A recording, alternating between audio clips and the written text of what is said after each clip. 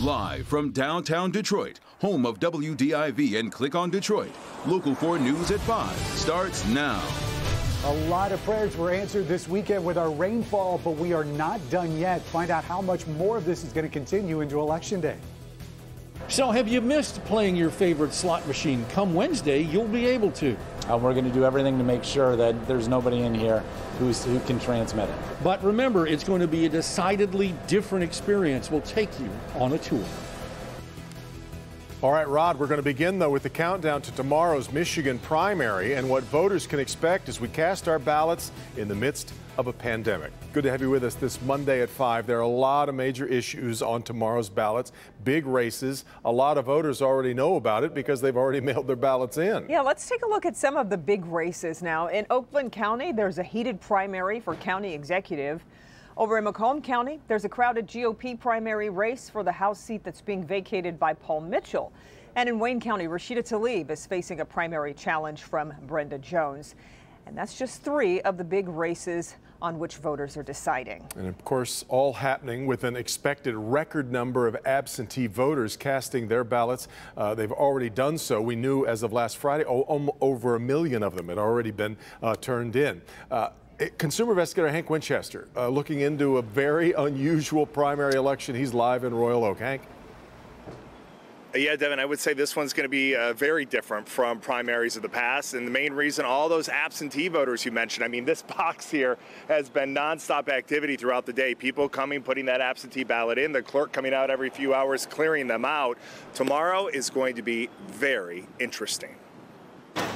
A steady stream of people today making sure their voice is heard in this year's primary. Primary election day will be unlike any other in Michigan's history. And the one reason? The sheer volume of people who will be voting absentee. People like Mark Center, who today is handing in his absentee ballot in downtown Royal Oak. Well, it's kind of mixed emotions, right? Mark, like many, feeling a bit disconnected from the process this year, not being in the voting booth, not being surrounded by others who are voting, wondering if his vote will really be counted. It's a little bit scary because, you know, you can see when you submit your thing automated, hey, it's done. I can't see that here. The fact is that while absentee voting has been an option for many years, the coronavirus pandemic has created a big spike in requests this year. Let's take a look at the numbers. In Michigan, there are roughly 7.7 million registered voters. Roughly over 2 million requested absentee ballots for this primary. 1.2 million have already been returned. The Secretary of State telling us that with this big increase, expect a delay in getting results, possibly Wednesday, maybe even Thursday. If you want to vote in person, you have that option too. The polls open tomorrow at 7 a.m. They remain open until 8 p.m. You can vote in person at your normal location or drop off your absentee ballot at your clerk's office or City Hall drop box. Face masks are not required, but they are strongly encouraged. Back out here live again. It's already been a very busy day for the clerk here in Royal Oak, for example, making her way here to the drop box, clearing this out every few hours because the demand has been so high. Again, the polls open tomorrow. You can vote in person starting at 7 a.m. And if you encounter any problems getting your absentee ballot to the proper channel, to the clerk, if you have problems at the polls, make sure you reach out to the Help Me Hank team. We want to hear from you. We're live here tonight in Royal Oak at 6 o'clock. We're going to have information from the Secretary of State, Jocelyn Benson herself. Back to you. Okay, Hank, we look forward to hearing from you again at 6. And we want to let you know about this really cool feature that we have on clickondetroit.com that lets you track your absentee ballot once you've sent it in. All it needs is your name and your birthday, and you can make sure your vote is in the right hands. You can find the link right on our homepage, and we'll be keeping it up throughout the election, so check it out. Well, after a rainy weekend, temperatures have cooled off and then the sun comes back out. That's all pretty good. Yeah, maybe we're not totally out of the woods just yet, though. Let's check in with Ben. You've got your eyes on a potential storm system here. Yeah, still a few more, guys, and this is not bad news. There are still a lot of folks that didn't get as much rain as they would have liked, even though some of us really got walloped here over the last 24 hours. Let's go to Storm Tracker 4. You can see that area that's just north of Jackson, almost paralleling 94. That is the one that we're watching. There's a little bit more activity that's up there in the Saginaw Bay headed towards Flint. So that will be probably active at least to the rest of the evening hours, and we'll keep track track of that. Otherwise, as the showers end, we'll still have a few lingering showers that show up on Election Day Tuesday tomorrow. So we'll talk about timing of that. And beyond that, well, it's going to be a lot of dry conditions and a decent amount of sunshine. But the question is, where will the temperatures and the humidity end up? We'll look at all that coming up for you in just a few minutes. Guys? All right, Ben. Now, new coronavirus cases up significantly, as we see often on Mondays due to a lag in reporting. State reporting 604 new cases confirmed over the past 24 hours. And along with that, another 6 people in Michigan have lost their lives to the virus over the past day.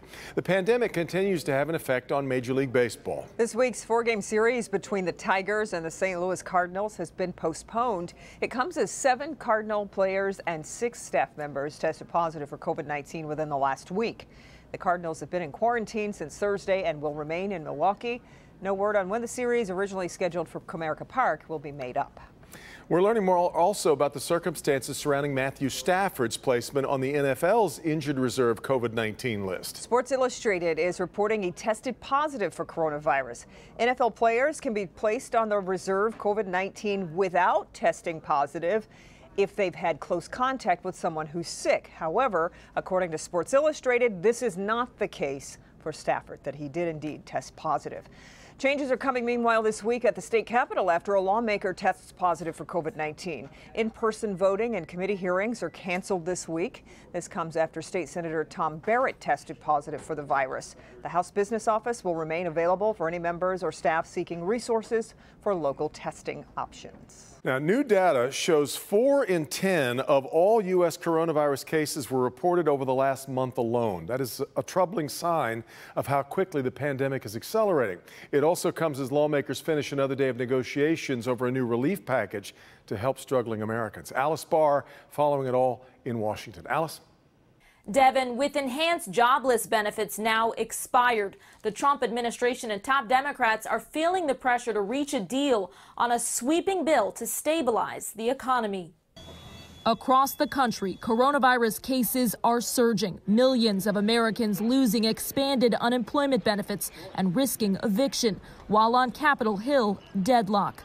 Top Trump administration officials again negotiating with congressional Democrats today about the next coronavirus relief bill. But the two sides remain far apart on how much to spend. It's absolutely essential that we reach agreement. Tens of millions of people are out of work. What the Democrats want, they're slow rolling it, and all they're really interested in is bailout money to bail out radical left governors and radical left mayors. Now, the Washington Post reports the White House is considering going around Congress to address the economic crisis with unilateral action. At the same time, a warning from Coronavirus Task Force Coordinator Dr. Deborah Birx. With 42% of all virus cases recorded in the month of July, the pandemic is in a new phase. What we're seeing today is different from March and April. It is extraordinarily widespread. President Trump on Twitter accusing Dr. Birx of giving in to criticism, saying she, quote, took the bait and hit us. Pathetic. And as the president continues to urge schools to reopen this fall, a major outbreak in Georgia is being traced to an overnight summer camp. It demonstrates that children of all ages, young to old, can both get infected and transmit the virus to others. The CDC says out of nearly 600 campers and staff, 344 were tested for COVID-19, with 260 testing positive, the vast majority children.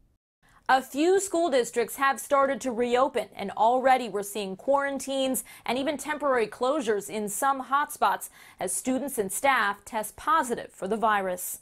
In Washington, Alice Barr, Local 4. Motor City Casino here in Detroit will reopen Wednesday, and one thing is for certain, it's going to look a whole lot different.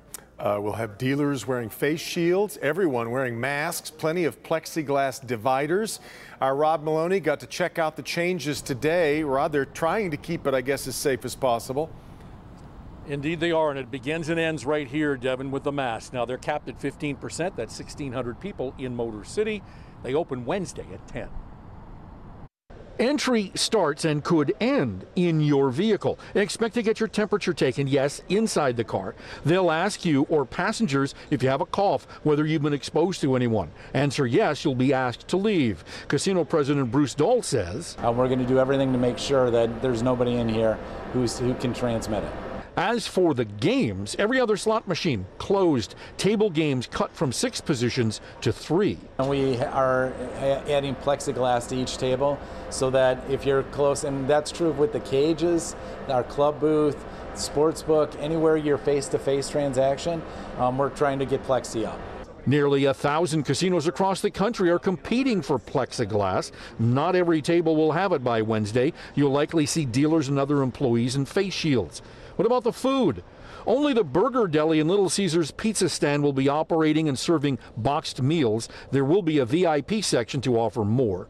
Dining tables are socially distanced. There won't be any eating inside the casino because you have to lower your mask. If you think that's restrictive, check out how having a drink's going to work. We have the opportunity, quite frankly, to order drinks through the slot machine. Cocktail server will bring it to you in a disposable glass, and you're seated at a machine, you can drink it. Pull your mask down, take a sip, put your mask back up. Worried about sanitization? Expect to see these spray gun gadgets in action. We'll close down sections of 200 machines at a time, spray them down, they dry in 5 minutes, and you've essentially eliminated the virus. A lot of stuff won't be open, like the buffet, iridescence, the soundboard, the theater, the spa, and the hotel, at least for now, although they'll be looking to take reservations here in the days to come. Back to you. Well, Rod, we heard a reference about the sports book in there, which, of course, we haven't had all that long. A lot of people were excited when it came along. Will that be open? Well, it will not be open Wednesday. They say it opens on Friday. Yeah. All right, Rod.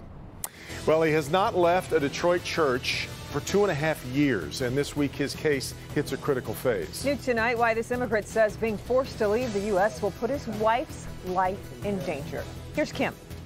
These fan faces can be found all around Grosse Pointe, and they're more than just cute. I'll explain how they're helping children learn and giving a teacher national recognition. All right, but first, how the pandemic has changed the way we use social media, why we may be scrolling more but posting less. Next.